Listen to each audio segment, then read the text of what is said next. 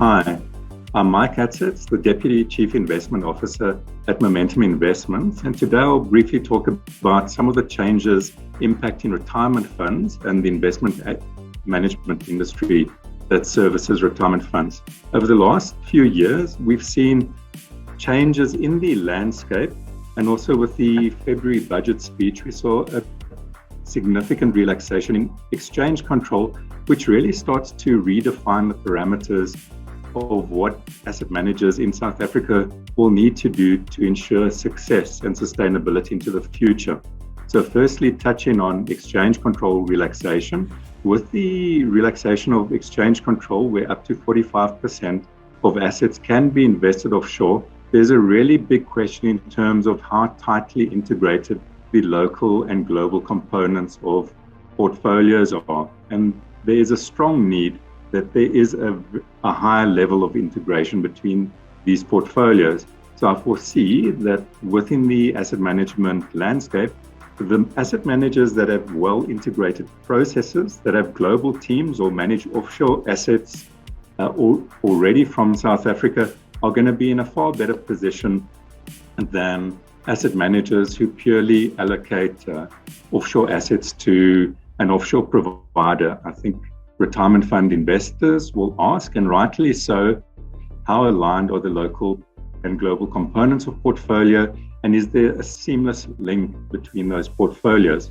I do foresee that it will take some time to make for the industry to increase their offshore exposure, partly because our assets are denominated in rands, and ultimately from a long-term growth perspective, as an industry and as consultants, we do try and match growth from an South African inflation perspective.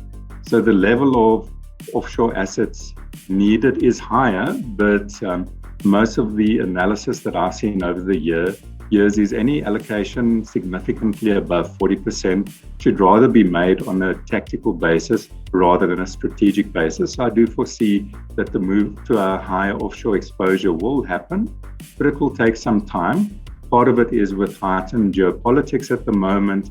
A lot of the managers will be looking for good entry points.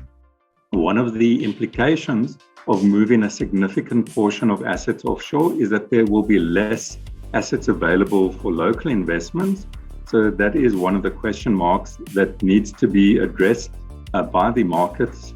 Hopefully there will be offshore investors, and to that extent, potentially the exclusion of Russia from global equity and bond indices might provide a source of assets for emerging markets in general, but for South Africa in particular, that can pick up some of that slack. Another huge or significant theme that we've seen over the last couple of years is that around infrastructure investment, and very often infrastructure investments have been coupled with an ESG perspective, and very much in South Africa, part of that ESG perspective has been around climate action and decarbonization. So in terms of infrastructure investment, most definitely, I do expect there to be higher allocations to infrastructure investments into South African pension funds. However, there are a couple of questions and challenges that need to be addressed. The one would be the ability for government and the private sector to work together to create and invest in infrastructure assets that passes all the necessary hurdles from a due diligence perspective and really meets the investor requirements. Ultimately, as investment managers, our clients are who we allocate capital for. So the investments we make need to make business and investment sense for our investments. So I think there is going to be significant work that has to happen in that space. Infrastructure investments themselves are illiquid in nature.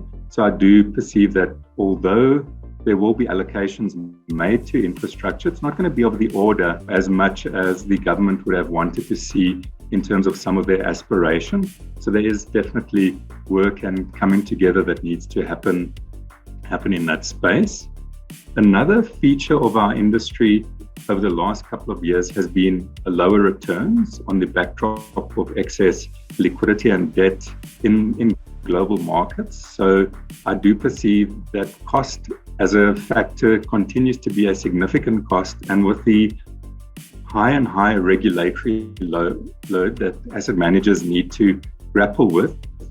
Compliance comes at a cost, so there's going to be pressure on the cost side, but also upward pressure on the expense side. So I do foresee that sustainability as a key parameter for asset managers are going to become more important, and it's going to be those asset managers that can manage sustainable businesses that are going to be better positioned. So in that sense, I do foresee that there'll be a level of consolidation in the industry as asset managers try to achieve scale.